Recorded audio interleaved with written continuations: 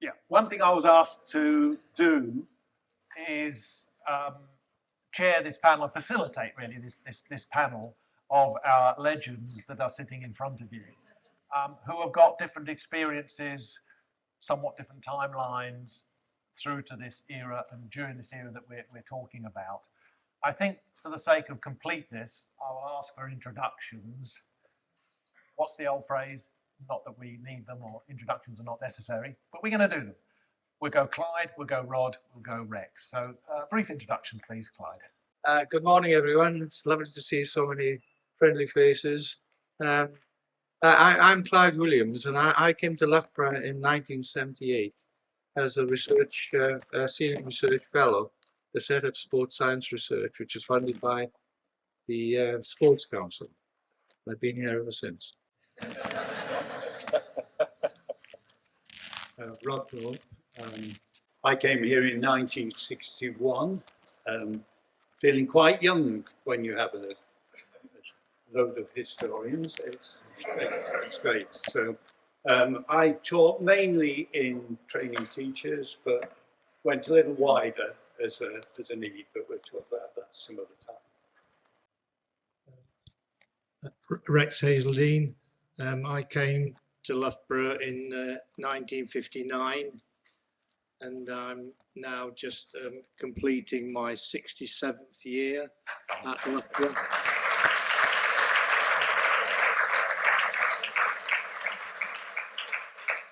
Just done a bit of teaching and coaching along the way. So when Rex taught me, we had a session called Teaching Methods. So you go to the gym and you could do anything really, but he was making points about how to teach and so on. And in the college, there was mainly physical educators and people in design and technology, which, of course, we were known as jocks, they were known as chippies. And if we said something in our class that Rex thought was a bit too basic, because even a chippy could say that.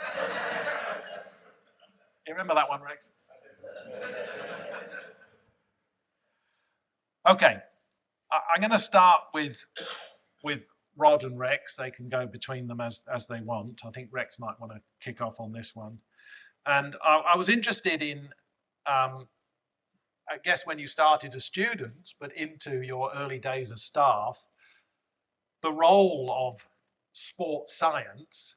You were involved in physical education as the core discipline, but what role did sports science or any kind of theory and study play in your formative years, either as a student or staff member? Do you want to take that one, Rex? Yeah, I mean, my very first experience in September 1959 was we all went to the Victory Hall, and we were actually tested and measured by James Tanner, and who was continuing Sheldon's research work on somatotyping. And I know Glyn Roberts, who has been mentioned previously, was in the same group as myself, and we were in the Victory Hall receiving these measurements and the testing that James Tanner was doing, and he followed his visit to Loughborough and the testing of all of the first year students were tested in the Victory Hall, and he then wrote a paper comparing Loughborough physical education students with Oxford University students. So there was a difference in endomorphy, I think. And then he went on to study the Olympic athletes and somatotyping work there at the 1960 Olympic Games in Rome. And that was when we were lined up to do that work. When I went in 61, we can't remember this, but Rex would have done exactly the same to me. So I was there testing things. We went through a whole battery of stuff, didn't we? When Rex was doing that. I think one of the key things about when I started and thinking about sports science is the amount of time you had, because you came to study to become a teacher of physical education, but you also had a second subject. I did biology, and I love biology. It was really great. So we had biology. Then we had education. And then we had to teach, let's say, Rex and I, first year, typically, first year in, of a student, we took a group of soccer players and athletes and taught them how to do, in some cases, how to play rugby, and secondly, how to teach rugby. So there was very little time in that, but I actually had a thought, and I wondered how I managed it, but what was it, a spirometer? That's what it was called.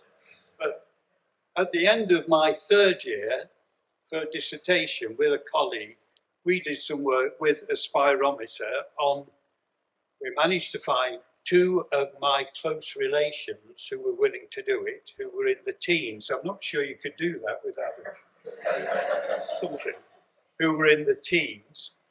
And we processed them and did some work. And I'm very pleased that I didn't find what I wrote down.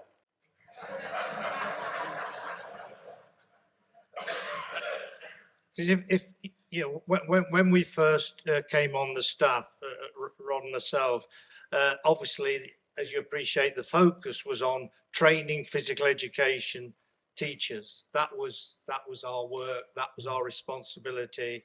That was the job. And we had full timetables. Every session we were working. And then in addition to that, we coached in the clubs as well.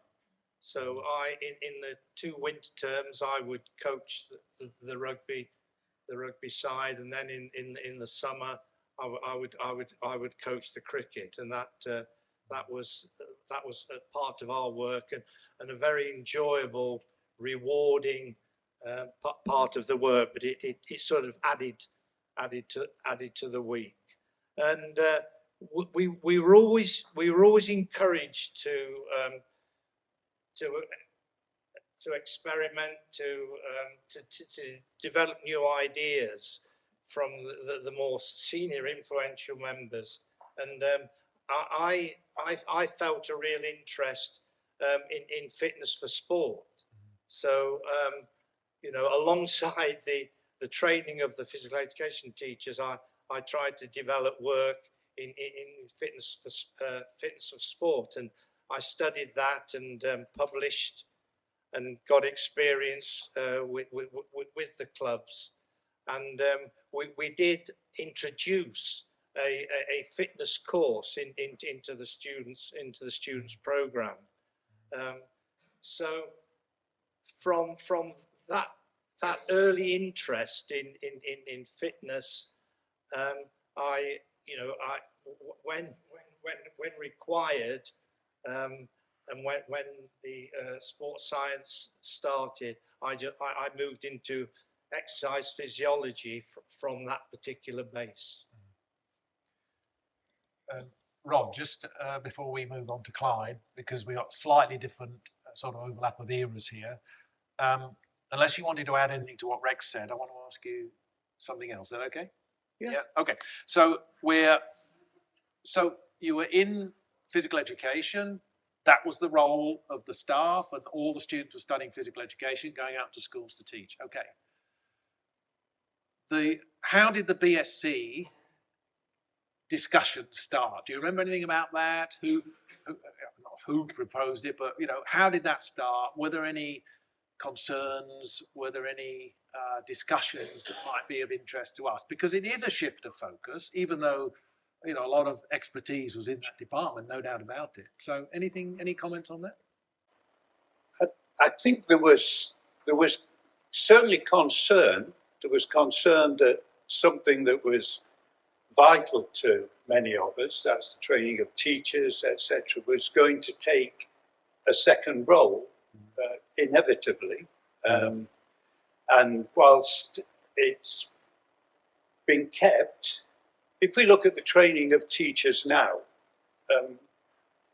I find it very worrying, the amount of time that they get. When you think of how much time people like us put into training teachers, reacting to them, looking at how they developed, it was an immense number. And I moved on into different things, inevitably.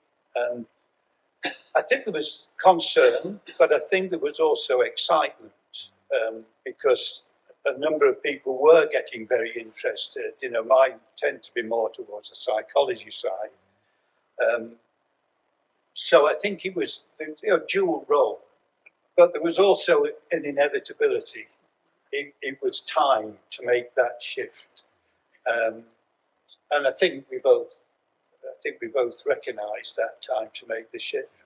Yeah, I think I'm right in saying that Liverpool Polytechnic at the time and Loughborough were the first to really get started on teaching undergraduate sports science. I know Birmingham had a degree prior to that wasn't just for physical educators, but I'm not quite sure what the title was. Somebody may be able to tell us. But you know, the claim usually is Liverpool. In fact, the first women came from Birmingham, right, for a year. They were a lively lot. That could be for another time. So okay, so the BSc gets underway with, interestingly, sort of not surprisingly, different views and how they're going to do it and so on. Clyde, you came along, as you said, as a research fellow, right, in the late 70s. So could you say a little bit about your early work, and was it just full-time research, or did you have any input to, let's say, curriculum or anything like that? Yes, thank you. So when I arrived in 78 as a senior research fellow, I had almost three aims. The first was to try to create a laboratory in which we could do serious research. The second was to nudge the undergraduate program in the direction which you could really claim to be science. And part of that was that I used my research money to set up labs. So every first year student got a grounding in exercise physiology. And the third bit, which I found interesting and challenging, was dealing with the university. Because just to give you an idea of the culture of the time, here was the college departments going into the university, and with the title of PE department, and that persisted for many, many years, even though we were doing other things. So the attitude of many of the senior people in the university was that they were taking on a lame duck, and that they were going to draw resources from them to go into the department of PE and sports science. So you took an example. They had a committee which I had to react with. React with, and you could apply for equipment. So I applied for a culture counter to look at blood cells, and the reply I got is, it doesn't measure tennis balls. That's the attitude. So quietly, it was a question of working at two levels within the department, trying to get things moving. And if I can just add one thing, the aim of it was also in the PhD students, the MSc students, PhD students. The aim was to provide a training where they could be quite proud of their scientific discipline, and they could stand shoulder to shoulder with people graduates from physiology, anatomy, nutrition, and so on. So it was really challenging and hugely rewarding to have colleagues such as Rex and Rod and Robin Jones here, and of course the teaching team of Adrian Hardman, Rex, David Williams, and others.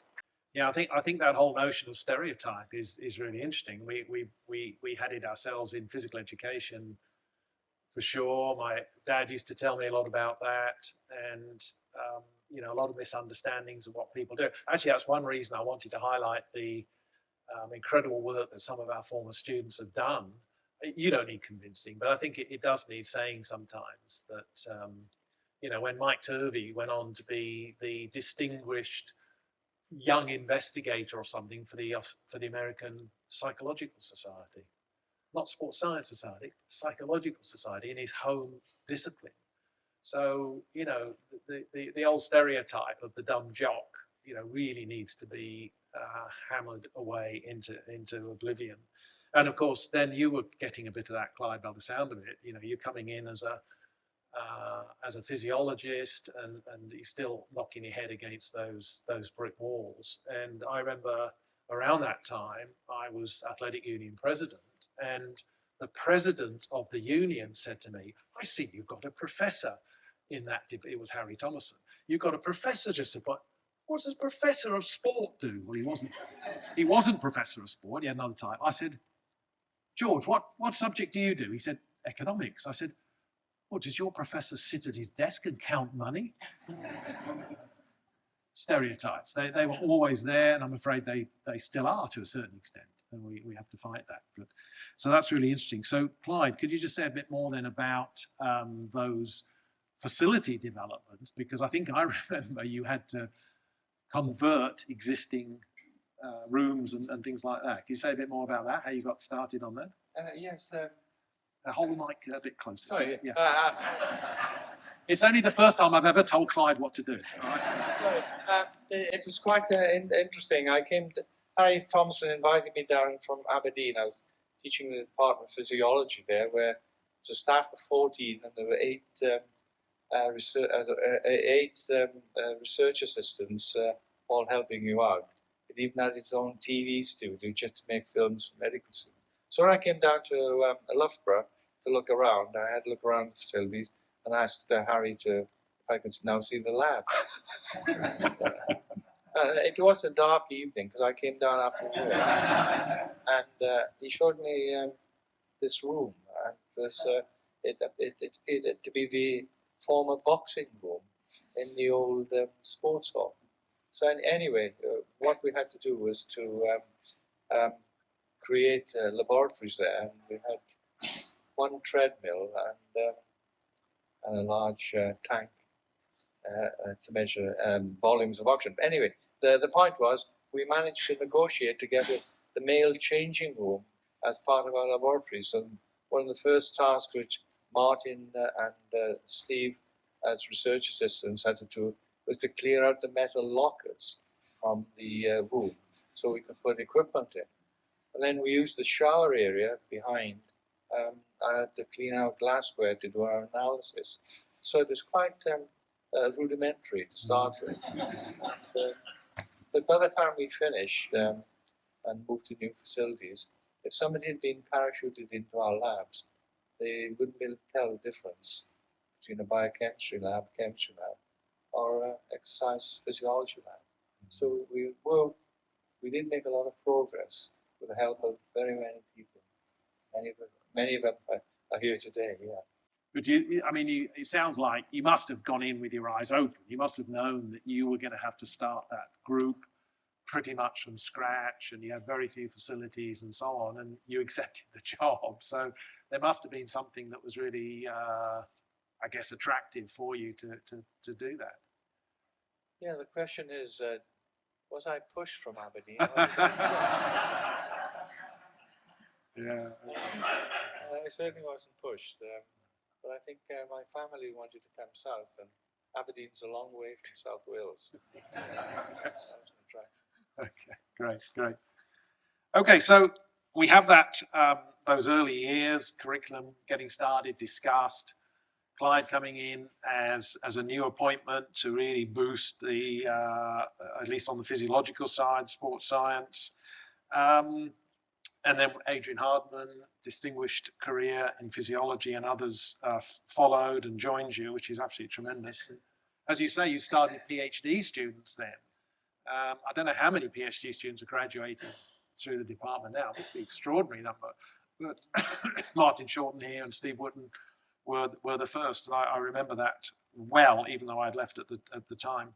So my question is, going back a bit more to curriculum, would you say there was a focus in that early sports science curriculum? For example, you could go very theoretical, you could go very laboratory based, or you could try to be quite applied sports science. And I've always got the impression, compared to some other departments, that Loughborough's always kept its feet on the ground, wanting to be applied, well connected with sport, with governing bodies and outside organisations. Rod and Rex, would you say that was true to a certain extent, or was it a bit of trial and error, I guess? So curriculum applied. Yes, when I was wrestling with sports science, I always felt what was key was basically applying the sports science. And I think in the early days, even with international players, you know, the approach was new to them. You know, the structure, the commitment, the discipline required, you know, to take on the sports science work. That you know, so you had, I think, you know, the skill set to put over sports science to your players and athletes and so on, that your skill at doing that and showing them the value that it will bring to performance, which is the thing that concern them. You know, I think that's an important part. And my own experience, you know, it was very different.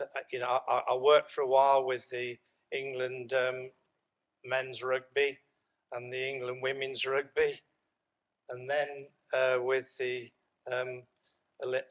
women's Olympic hockey with Mary, and then with the England women and men's bowls squad, and I think I did 5 Commonwealth Games with that particular group, and it got better each games. But you know, obviously it was a partnership that you had to develop, and I think that was most important, to be able to put over that knowledge in a way that players, etc., would accept it. And you know, a number of players were not convinced. You know, I won't say which particular group that I found the most challenging, but yeah.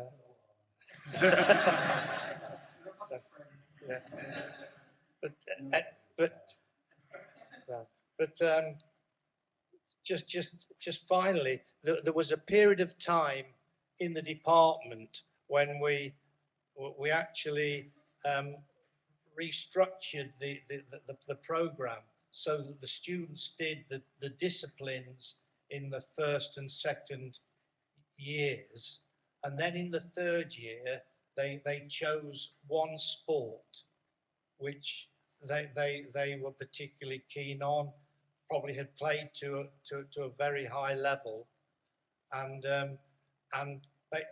in that particular third year course, it was very much about applying the relevant sports science to the in the right way to that particular sport, and that sort of structure, I think, appealed to the students and to the department. That was interesting because, say, an example in tennis, who could I invite who might know physiology when I want to ask some questions and get the students to ask some questions about tennis. And I thought, I wonder who I could ask. Yeah. Clyde would actually visit and we'd talk about things like some very simple things like taking fuel on during a match. A match lasts a long time, so is it wise to take it on? Should you be prepared? How should you be? So what might appear quite simple actually is very important to get into a tennis player. So I would go and help Rex with his. I tend to have a sort of psychological look. Looking around for the psychologists here, I'm a bit shy about saying that, but so we actually shared, didn't we, around a number of different staff. And I thought that was really good for the staff. You know, you met different people in different environments. I think that was very useful. Just before I ask. Yeah. Okay. Go ahead, Rex. Yeah.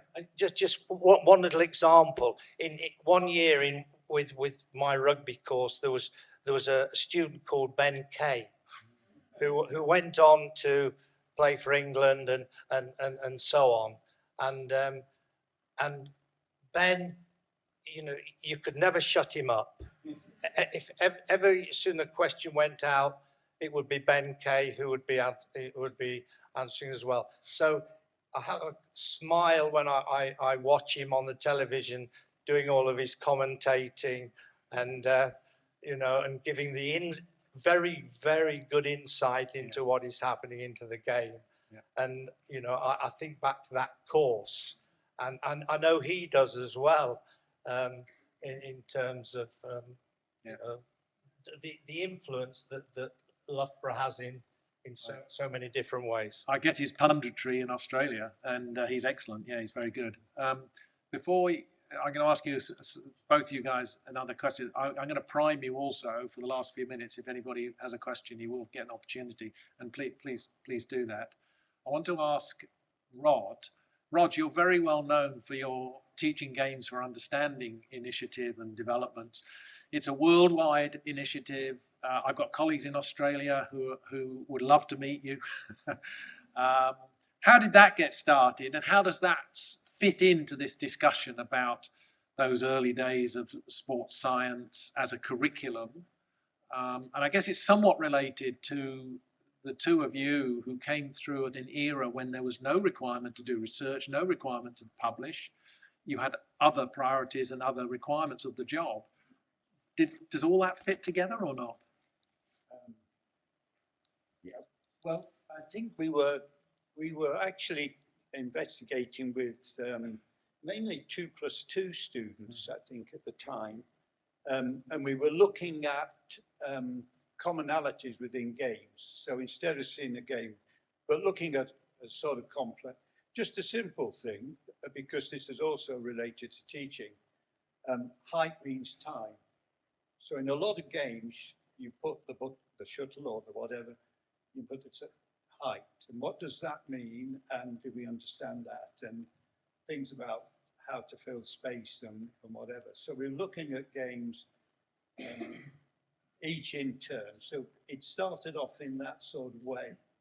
And then a bit of me in terms of what I started, you talked about external. I started getting linked with all sorts of things, partly through, some of you met a Baroness. The Baroness was actually at the same school as I was. She was in the first year and I was in the sixth form. And I used to tell her off for being on the wrong side of the corridor, but that's, the Baroness can get people to do things. Tony Blair opened up a lot of money for children's sport because of people like Sue.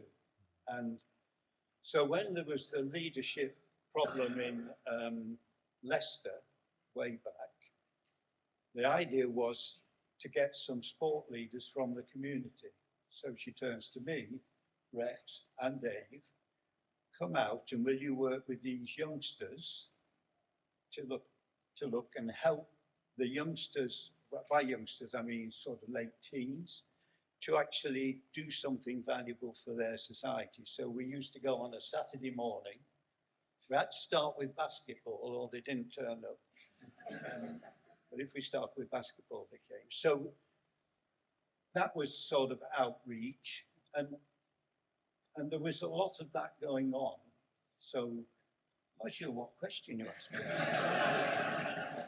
It was about the teaching games for understanding, Yeah, development, and whether that fitted in with the culture here. And Well, it was, yeah, we were trying to do that and trying to look at things. And as I started looking more carefully, I began to realise just how people learn. And it wasn't. I'll give you one example where I'm going to start the book. Not that I'm going to write a book, but I'm going to start the book. And I thought back to my life, and my father was a policeman who moved all over the place, so never settled. And I went to the first primary school, and the guy said, I was about to move, and he said, well, we're sorry you're going. He said, secondary school, I'm sorry you're going. You're a very nice footballer, you'd go. I had never had a lesson in football in my life. And I tell the story when I do teaching games from, I used to kick the ball into the garage, against the garage door 1,000 times. And I learned to play myself, if you like. And that came round to how can we help people to learn to play, but then goes on to, I'm going to go to lecture here, so I'm going to be quiet. One of the key things is that Len Ullman saw me teaching a session in which people were playing with the non-dominant hand. I sat down on the floor, one end of a badminton court, and played against somebody on a full court. And Len looked at that and went, oh, what do you do? And Len said, you've got to write about it. And that hence went into the bulletin. And Dave Bunker used to come round, you won't believe it, at 8 o'clock at night. And he used to leave, I think his marriage had broken down. And he didn't leave till midnight. And we just sat and tried to work out a very simple way of doing it. It's not research, it's just a simple way of presenting an idea. I'd call it scholarship, and extremely impactful scholarship. So don't be hard on yourself. Okay. I have got a question for Clyde, but go ahead, Rex, and I'm going to open it up as well.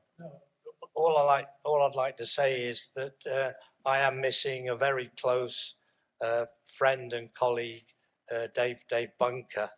Yeah. I think he will join us later. I hope, but he would smile as well, because he went into the admissions work. Let's stay down.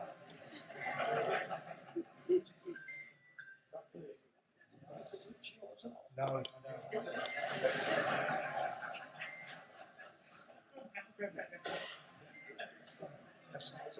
Anyway, now just he did the admissions, and he brought hundreds of students into the department, and we accepted lots where other departments weren't recruiting or whatever. So that was always a bit of fun we had. That he was so good at recruiting excellent students into the department, which obviously had to be taught by somebody. Okay. Does anybody want to ask a question now? If not, I'll ask Clyde one, and then you've got a chance to. Okay, nobody's. Yeah, we have actually. Paula. Yeah, they get the mic. Oh, right. Okay. This is why I've got the tracksuit on. You'll have to use that. Okay. Thank you. I have to ask this question because I sat with these wonderful people at dinner last night and was really fascinated by the story that they told about the fact that, at the start it was all men on the campus. Yes. I hadn't appreciated that. Yes. And how women became involved. So I think it would be really nice if they could share Okay. Good. that story with everyone else, because I was lucky enough to hear it last Yeah, night. let's hear a bit about that. And I meant to preface my talk by saying, almost as an apology, that There are no women featured in my talk because there were none around at the time. Okay, so women students started, women staff. No takers. Go on. Yeah. So Sue Campbell was one. Women on, well, there were always, for a long time, there was a small group. If you look at about the time prior to the merger, there were women on campus. They were normally studying for a primary course with a lady called Saunders. So that was the first case. When earlier Stuart asked me a question about the merger, one of the biggest issues with the merger wasn't so much the courses, because they went to the courses. It was what were the sports. There was a massive culture of men's sport beyond the thing, but what was there for the women? And I remember the moment it came, there was a knock on my door, which said, and three girls came in and said, "Oh, you're the tennis coach." And I was the only person coaching tennis at the time, so I said yes. She said, "We want to start a club." So I said, "Well, there's three of you. Go away and think who's going to be captain, who's going to be secretary, who's going to be whatever. Come back and tell me, and we'll do it." And then we had the issue of, because it was winter, September, where we're going to put them. So my Tuesdays, and because we did the men and the women internally, 8 on a court all the time. So the tennis was 8 on a court all the time, and it was demanding. And suddenly it was at that level, and you will have known it because you were at the time the students. Yeah. So suddenly you've got a mass of people who want to play sport at their level, and that's where AD and people like. We have Wendy Brown here. She was one of the first members of staff for that cohort. Sue Campbell at the same time. Wendy's going to speak tomorrow, so we might hear a bit more there. So my final question, unless anybody really wants to, okay. So Clyde, my last one is, the field of sports science has gone through different sort of ebbs and flows, or maybe just expanded from, if you like, more basic science application to sport, of course, to almost a profession of applied sports science. And Steve McGregor's here, a very distinguished applied sports scientist over many years. And I was talking to him this morning. A lot of our students have gone very successfully down that career path, actually.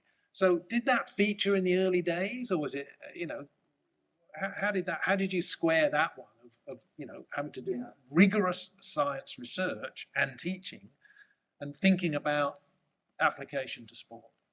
Well, when we first funded, it was to set up methods that will monitor the performance and health of athletes. So one of the things which we had to do was to work out doable methods to deal with large groups of athletes. We successfully completed that. So, for example, in the early days, we supported the GB swimming team before they went to the Moscow Olympics.